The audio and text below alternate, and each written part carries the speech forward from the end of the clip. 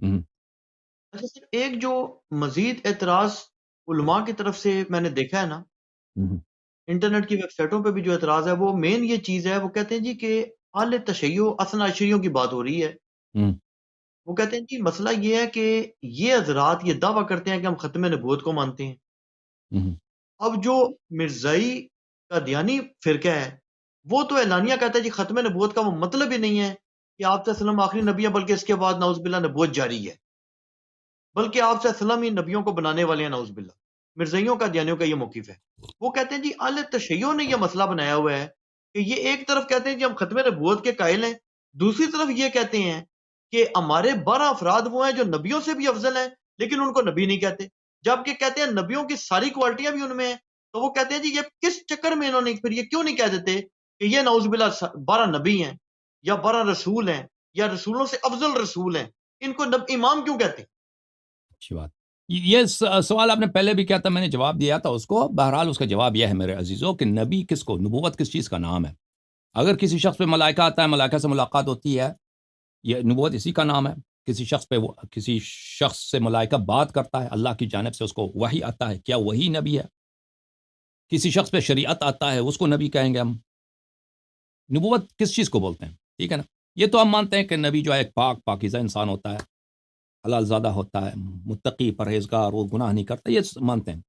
لیکن متقی پرہیزگار تو دنیا میں بہت سارے ہیں، ٹھیک ہے، پاکیزہ لوگ کیا بہت ہیں، لیکن نبوت کس چیز کا نام ہے؟ نبوت کس چیز کا نام ہے؟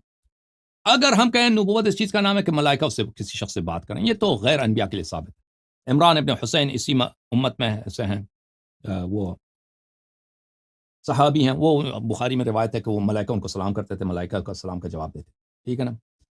اور نبی کریم صلی اللہ علیہ وسلم نے فرمایا کہ پرانے امتوں میں محدث ہوتے تھے، میری امت بھی محدثین ہیں۔ محدثین کا علماء نے یہ تعریف کیا ہے کہ جن سے ملائکہ گفتگو کرتے ہیں، ملائکہ گفتگو کرتے ہیں۔ تو یہ کوئی نئی بات نہیں ہے کہ ملائکہ گفتگو کریں، یہ اسی امت میں ثابت ہے، ٹھیک ہے نا؟ اور آپ نے کوئی روایت کیا ہے کہ اپنی کتابوں میں کہ اگر میری امت میں کوئی محدث ہے تو عمر ہے، ٹھیک ہے نا؟ تو محدث ہونا، ملائکہ کسی سے بات کریں، خطاب کریں، یہ تو اس سے کوئی شخص نبی نہیں بنتا، وإلا اس امت میں بہت سارے انبیاء ہوتے ہیں۔ نبی صلی اللہ علیہ وسلم کا جملہ یہ ہوتا تھا کہ پرانے امتوں میں محدث تھے، میرے امت میں بھی محدثین ہوں گے، یعنی انبیاء ہوں گے۔ پر پتہ چلا کہ ملائکہ کسی سے بات کرتے ہیں تو وہ اس کا مطلب نبوت نہیں ہے۔ کسی پہ وحی آنا اللہ کی جانب سے، کیا یہ نبوت ہے؟ تو قرآن مجید فرقان حمید میں آیات واضح ہیں کہ حضرت مریم علیہ السلام، جبرائیل علیہ السلام سے ان کی بات ہوئی، فتمثل لها بشرا سویا، بلے فرمایا کہ انا رسول ربکی، میں تیرے رب کا رسول ہوں، اللہ کی جانب سے تیرے پیغام آیا ہوں کہ لأحب لکی غلاما زکیا، کہ اللہ تعالیٰ فرما رہا ہے کہ میں تجھے ایک بہت پاکیزہ بیٹا عطا کروں گا۔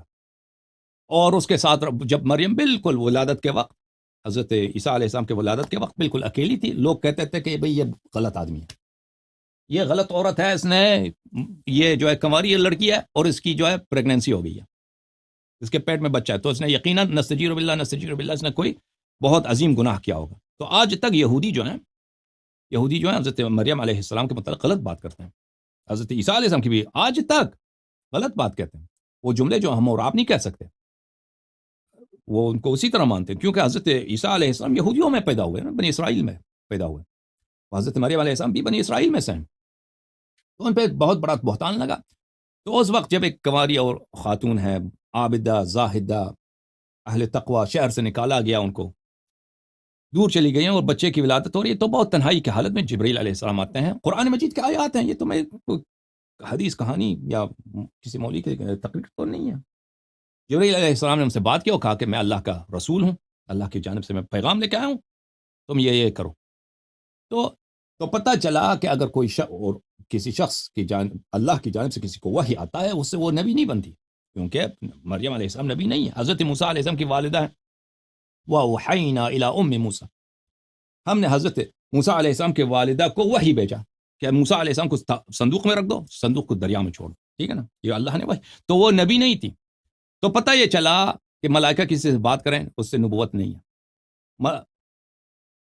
کسی پہ اللہ کی جانب سے وحی آ جائے اس سے کوئی شخص نبی نہیں بنتا، نبی نہیں بنتا، اللہ کی جانب سے کوئی پیغام موصول کرے وہ نبی نہیں بنتا، وہ آپ کہہ دیں کہ وہ نبی ہیں، موسیٰ علیہ السلام کی والدہ نبی ہیں۔ اگر کوئی شخص صاحب شریعت ہو، اسی کو نبی کہیں گے نہیں بہت سارے انبیاء تھے ان کی شریعت ہی نہیں. حضرت لوط علیہ السلام حضرت ابراہیم علیہ السلام کی شریعت کے تابع تھے, ان کی شریعت نہیں تھی. ہو سکتا ہے ایک شخص نبی ہو اور اس کی کوئی شریعت نہ ہو. تو نبوت پر کس چیز کا نام ہے عزیزو؟ نبوت کس کو بولتے ہیں؟ نبوت کی حقیقت کیا ہے؟ نبوت کی حقیقت کیا ہے؟ اس پوسٹ کی حقیقت کیا ہے؟ اس پوزیشن کی حقیقت کیا ہے؟ اگر میں کہوں فلانی اسکول ٹیچر ہے تو ہمیں پتہ ہے اسکول ٹیچر کس کو بولتے ہیں. وہ ایک جگہ پہ لگا ہوا ہے, وہاں بچوں کو پڑھاتا ہے. اسکول ٹیچر کی حقیقت ہمیں معلوم ہے. نبوت کس چیز کا نام ہے؟ ٹھیک ہے نا. بہت سارے انبیاء تھے تاریخ میں کہ وہ صرف اپنے آپ کے لیے نبی تھے, کسی کو تبلیغ نہیں کرتے تھے. پھر بعد میں جا کر ان کو حکم ملتا تھا کہ تبلیغ کرو یا نہ کرو. ٹھیک ہے نا. وہ صرف اپنے آپ کے لیے نبی ہیں, وہ کی کوئی امتی بھی نہیں تھے. ٹھیک ہے نا. تو یہ کوئی امتی ہونا بھی اس شرط نہیں نبوت کا. تو نبوت کس چیز کا نام ہے؟ تو میں نے پہلے آپ کے اہل کلام کے مقالات, ان کے فرامین آپ کو دکھایا کہ نبوت ایک ایسا ٹائٹل ہے, ایک ایسا پوزیشن ہے جس کو اللہ کہہ دے تو نبی ہے. جس کو اللہ خطاب کر دے, کہہ دے تو نبی ہے, تو اس سے نبی بن جاتا ہے. وَإِلَّا اس کی کوئی تعریف نہیں ہے, ہم تعریف پیش نہیں کر سکتے. اس کی تعریف یہ ہے کہ فلانا شخص نبی ہے یا نبی نہیں ہے. وہ شخص جس کو اللہ نے کہا تو میرا نبی ہے, میں تجھے نبی بنا کر مبعوث کر دیتا ہوں, یا میں نے تجھے نبی بنایا, یا میں نے تجھے رسول بنایا, وہ نبی ہے, وہ نبی ہے. لیکن اگر وہ اس کو نہ کہے کہ تو نبی ہے, نہیں ہے, تو نبی نہیں ہے. تو ائمہ طاہرین علیہم الصلوۃ والسلام کے پاس یہ ٹائٹل نہیں ہے نبوت کا. نبی کریم صلی اللہ علیہ وسلم کے بعد یہ ٹائٹل کسی کو نہیں ملے گا, نہ رسول کا نہ نبی کا. یہ اس لیے نہیں کہ ہمارے ائمہ طاہرین علیہم السلام میں کوئی کمی ہے, نہیں, یہ تعظیم نبی صلی اللہ علیہ وسلم کے لیے, یہ نبی صلی اللہ علیہ وسلم کے عظمت کے لیے. کہ ان کے بعد ان کے اوصیاء جو ہیں ان کے پاس یہ ٹائٹل نبوت کا یا رسالت کا نہیں ہوگا. شریعت پیغمبر صلی اللہ علیہ وسلم کا ہوگا, اسی کی شریعت پہ چلیں گے. لیکن تمام وہ صفات جو نبی کریم صلی اللہ علیہ وسلم میں تھے, عصمت ہے, علم ہے, ملائکہ سے ملاقات ہیں, اللہ کی جانب سے ملائکہ علم لے کے آتے ہیں, وہ ہمارے ائمہ علیہ السلام کے پاس ہے. قرآن نہیں آئے گا, نیا قرآن, ایسا وحی جو قرآن ہو. نبی کریم صلی اللہ علیہ وسلم کے بعد ایسا وحی نہیں آئے گا جو قرآن ہو. البتہ ملائکہ, تنزل الملائکۃ والروح فیہا باذن ربہم من کل امر سلام ہی حتی مطلع الفجر. ہر شب قدر کو ملائکہ نازل ہوتے ہیں. اس کے علاوہ بھی ملائکہ آتے ہیں ائمہ طاہرین علیہم الصلوۃ والسلام کے پاس. اگر عمران ابن حسین کے پاس, جو ایک کوئی اتنا عظیم صحابی بھی نہیں ہے, ان کے پاس ملائکہ آتے ہیں, سلام کرتے ہیں, تو اگر آل محمد علیہ السلام کے پاس آ جائیں تو اس سے یہ کیا تعجب ہے. ٹھیک ہے نا. تو ہاں جی, ہم جو کہتے ہیں نا کہ ہمارے ائمہ طاہرین علیہم الصلوۃ والسلام رسول کے اوصیاء ہیں, تو بالکل وصایت خلافت کے لیے وہ صفات ضروری ہیں جو مستخلف عنہ میں تین. ٹھیک ہے نا. اگر میں فرض کریں میں کسی ہاسپٹل میں, ایک سرجن ہے, بڑا سرجن ہے, وہ ریٹائر ہو جاتا ہے, تو اس کی جگہ جو آدمی آئے گا اس کو اسی طرح سرجن ہونا چاہیے. اب میں کسی درزی کو وہاں پہ بھیج دوں کہ بھائی وہاں پہ وہ سرجن چلا گیا, آپ جا کے وہاں پہ کام کریں, تو وہ ہاسپٹل والے اس کو راستہ نہیں دیں گے. یا کسی فارماسسٹ کو آپ بھیج دیں, یا کسی ایسے شخص کو بھیج دیں جو ڈاکٹر ہے لیکن سرجن نہیں ہے, بچوں کا ڈاکٹر ہے, آنکھ کا ڈاکٹر ہے فرض کریں, بھائی وہ اس کو وہ پوزیشن نہیں ملے گا, کیونکہ یہ مقام کس کا ہے؟ سرجن کا ہے. سرجن نے سرجری کرنی ہوتی ہے. اس کو جو بھی آئے گا, سرجن کا جو خلیفہ ہوگا, جو جانشین ہوگا, اس کو سرجری آنی چاہیے, وہ اس کا کوالیفیکیشن ہونی چاہیے اس کے پاس. ٹھیک ہے نا. یا کوئی مثلا انگلش ٹیچر ہے کالج میں, اب وہ ریٹائر ہو جاتا ہے یا مر جاتا ہے, تو اس کی جگہ جو آئے گا تو اس میں آپ کسی مولوی کو نہیں بھیج سکتے. بھائی یہ اس کو بڑا قرآن آتا ہے, بخاری آتا ہے, بھائی اس نے انگلش پڑھانا ہے, انگلش آتا ہے, اس قرآن حدیث میں کام نہیں. آپ کے پاس انگلش میں کوالیفیکیشن ہے تو آپ کو یہ پوسٹ دیں گے, واللہ نہیں دیں گے.